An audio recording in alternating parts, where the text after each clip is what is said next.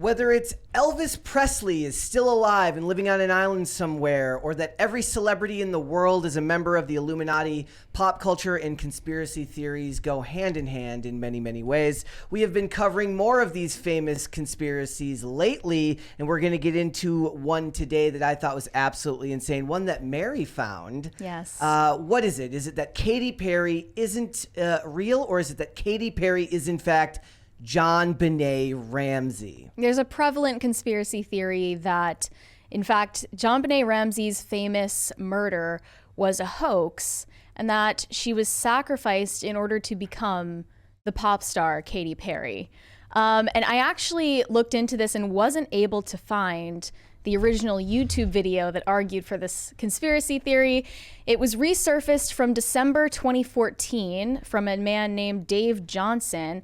I tried to find the video, but that channel has now been terminated on YouTube, so... It is fair to point out that all of the videos there are talking about this on YouTube are all from what YouTube likes to deem authoritative sources. It's news networks that covered up, because it did get such traction that she mentioned it at an award show in some passing capacity. What did she say? I read in the article that it became such a big thing that it was like that MTV Music Awards or something. She mentions this, and it became such a popular and prevalent thing that they had to address it in a certain way.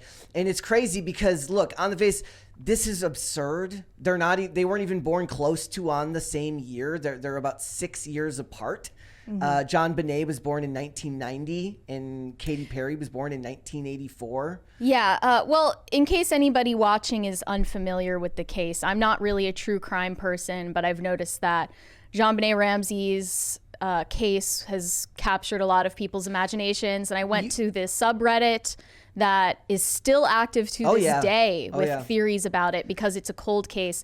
She was a 6-year-old girl and a pageant queen that was killed in her own home on Christmas Day in 1996. There have been a lot of theories about who could have killed her. Were her parents at fault? Was it her brother? Was it just a maniac that broke into the house? Or was it just a hoax entirely? It never happened. It was all a big psyop from the media. So what Dave Johnson had to say in his 2014 video is that all of these people are liars.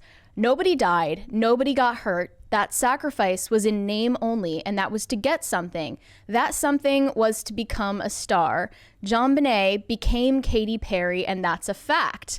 And he compares many pictures of Katy Perry and JonBenet Ramsey to show a resemblance that I'll admit is there. And he also says that John and Patsy Ramsey, JonBenet's parents, look remarkably similar to Katy Perry's parents, Keith Hudson and Mary Perry. Yeah. But allegedly, Katy Perry was born in 1984 and not 1990. It's also like in several of the instances in these threads that we went through, it listed JonBenet's birth date as wrong. Really? Yeah, it was listing it as like it made it look as if she had died Christmas to Christmas, but she was born in August, not in December. She just died in December. One thing that it's worth pointing out is that I'm older than Mary, so I was born in 1986, so I was close to like her age. As about 4 years difference. Do you remember how it was covered? This was an absolute.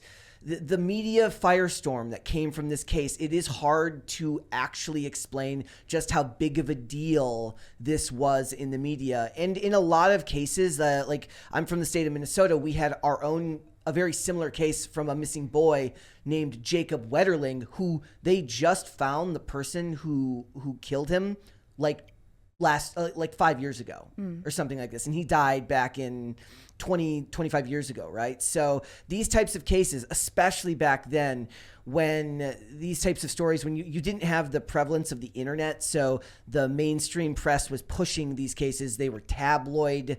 They were on the cover of every tabloid that had their own conspiracy theories about what happened to them. And at that time, print media was a huge thing as well. So you couldn't go through a grocery store checkout stand without seeing pictures of JonBenet Ramsey looking back at you, which was a bit disturbing. Creepy, right? It's a bit disturbing. So. And I wasn't there to see the reaction at the time, but the first time I ended up looking into JonBenet Ramsey's death was during COVID lockdowns, because back in 2020, this thread that gained a lot of traction went viral. And it was from a Twitter account called Human Vibration. And this person has a much different theory about JonBenet Ramsey's Very death, different. which is really that not only didn't it happen at all, but JonBenet Ramsey was never a real person. It was thispersondoesnotexist.com, essentially. And really, it's because of her father's career. He owned a business named Access Graphics, which was acquired by Lockheed Martin in 1991. And that was the reason that the family moved to Boulder, Colorado. And her theory is that Access Graphics was actually a primitive AI development company back in the 90s, before the public was really familiar with the concept even. And I know this isn't a theory, this is a fact, that government technology is ahead of consumer technology by 10 to 20 years. Before consumers and the public are given access to certain technologies and products, I believe GPS the government was is created testing during it out. And their idea was that JonBenet Ramsey's death, and really all of these images of her, were testing out how could we convince the public that a fake AI-generated image is actually the image of a real person. And I suppose that would have been a success, because everyone was convinced. And I'm not saying I believe either of these theories. I don't. I don't really, I don't look into true crime that much. I don't have a theory of my own about JonBenet Ramsey, but a lot of people just feel that whatever the media told us wasn't the whole truth, or it was a complete say lie. That in a lot of ways, the ramifications that we're seeing now from Trump being elected in 2016 and the rise of the term fake news, and the general understanding that people have now that the media is not a benevolent entity, but is a corporatized apparatus that's designed to push specific narratives to you, which are deemed by editors and producers and heads of company that are worth billions of dollars. Like, nobody is necessarily saying that what we're reading here is true. I think it's absurd, but it's a ramification. It's the cost of doing business in a world where the spell that the media once had over much of the general public has been broken. Mm-hmm. So to quote Human Vibration, this is the beginning of that famous thread, calling the whole hoax a louche, an energy generated by organic life in varying degrees of purity, the clearest and most potent coming from humans, engendered by human activity, which triggers emotion, the highest of such emotion being louche. Scorched, it had to be done, not to erase, but to reveal. The thread generated an absolute firestorm of activity, ignited by the death of JonBenet, a most flammable tinder, a most unsolvable murder, a most insidious louche. Everything we seem to know about JonBenet Ramsey is an illusion. And I reached out to this Twitter account, Human Vibration, and asked for a bit of a TLDR for the audience, because this is an incredibly long, incredibly convoluted and detailed thread that if you went through it all the way, you would need to reread it to even understand the points it's trying to make. So here's the TLDR. An absolute fabrication from start to finish. Also, a soft launch of technologies that are both known and ubiquitous today, but were unimaginable to the public back then. Every salacious and grotesque detail designed to spark our imagination and capture our attention. Perfectly cast and outlandishly set-dressed theater of the absurd. And with gentle scrutiny, the story falls apart like a $3 watch. All of the pageants she won entirely made up. Everything was pure fiction. So that is part of the theory. There are articles talking about how these pageants continued after she passed away. I don't buy. They looked into specific titles that JonBenet allegedly won when she was competing in these pageants, and one of them was Little Miss Colorado. There were others that she just. They're pageants from the 90s that don't have a digital footprint. It would be difficult to find proof that they existed anyway. But that is part of the theory. And there were other, admittedly strange things about the case. They said that the first digitally generated face the public had ever seen was JonBenet's, that she was a big shit test on the public to see how convincing AI generated images could get. So here's one piece of the story. There is no record of JonBenet Ramsey's body being admitted to the Boulder County Coroner's Office thanks to stolen pages from the morgue's logbook. And it says that a couple of pages, I mean, back when everything was on paper, not in digital systems, allegedly this guy went to the morgue. He stole a couple pages from their logbook, which would have included JonBenet Ramsey's body being recorded there.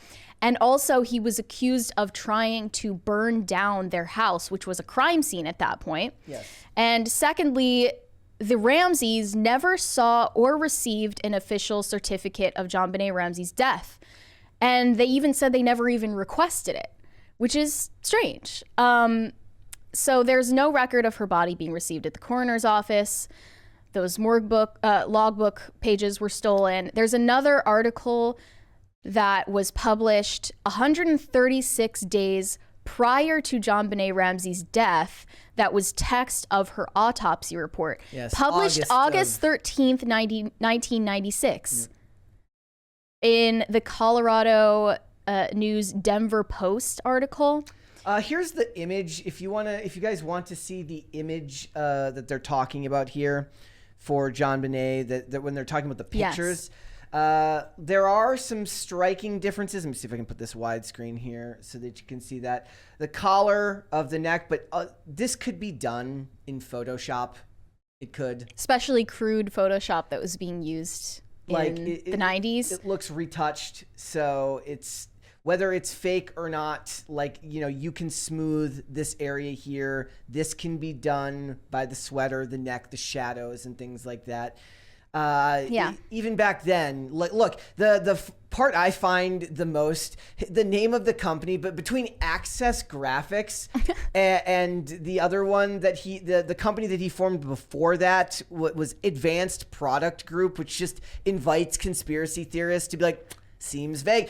So we have a thing. We skate a lot around the state, and we go to a lot of office parks, right? You find a lot of stuff to skate at office parks, and all of the companies have these just ridiculously vague names, and you're like, what the hell do they do there? And the fact that Access Graphics was acquired by a military defense contractor in the 90s, it just rings a little bit conspiratorial. So this says reaching the $1 billion mark in 1996 was no small feat, and yet it came relatively quickly for JonBenet Ramsey's booming company Access Graphics. He formed the first. He started it in 1988, I think, and then sold it to Lockheed Martin in 1991, according to reports.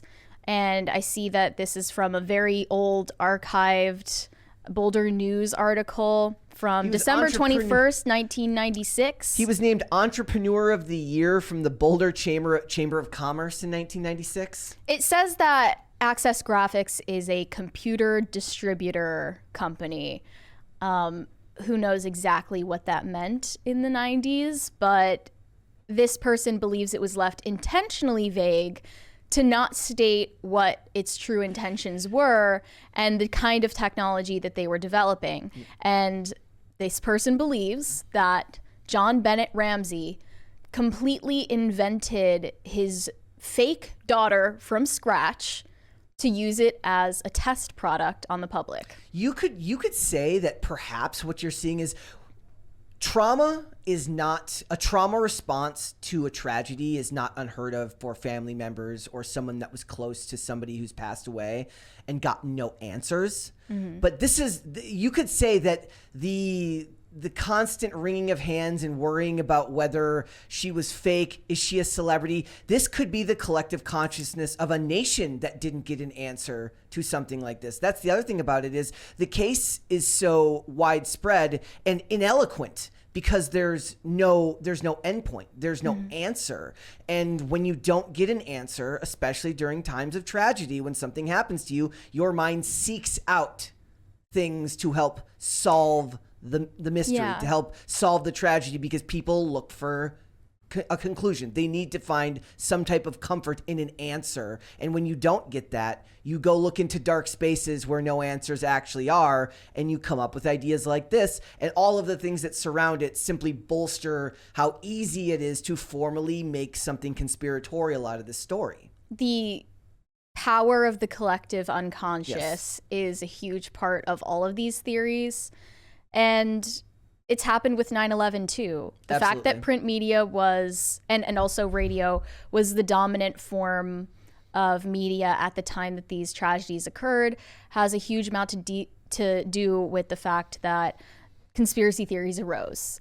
And yeah, I think that they would agree with you that a collective trauma response was kind of the goal in not JonBenét's death, but in the way that the media covered it. Yeah. And I think that it may seem insensitive for us to talk about a child's tragic early death in this way, floating conspiracies about it, because if it actually did happen the way you're told, it's really sad, it's really devastating.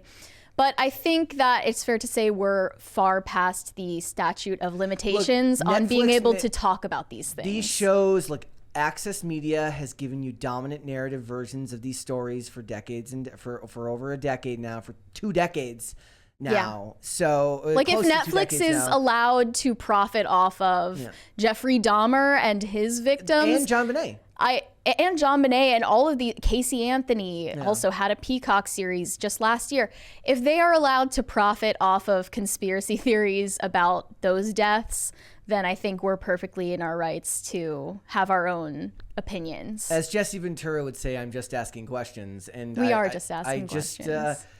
For me, it's a very strange thing, because I do feel like, as somebody who was close to her in age and was growing up during this whole situation, to see the way that people have latched on to this, because that's another thing that happens in these cases, is people latch on to things in the media, especially if it happens in the formative years and you never know why you. The same thing happened with Princess Diana. Okay, Princess Diana's death affected a lot of people, and conspiracies arose around her death. People saying that she was murdered rather than dying in a car accident. My mom was fascinated, and my mom loved Princess Diana and was fascinated by her and absolutely torn apart by her death, despite the fact that she didn't know her, had never met her. Not her country as well. Yeah, exactly. But I think cases like with JonBenet Ramsey, a different child murders that were covered heavily in the 90s and in the early 2000s really contributed to a culture of helicopter parents that were now reeling from the consequences today. Not just that, the adults who were raised in that time period where they weren't allowed to play until the streetlights came on because of these stories getting covered and fear mongering,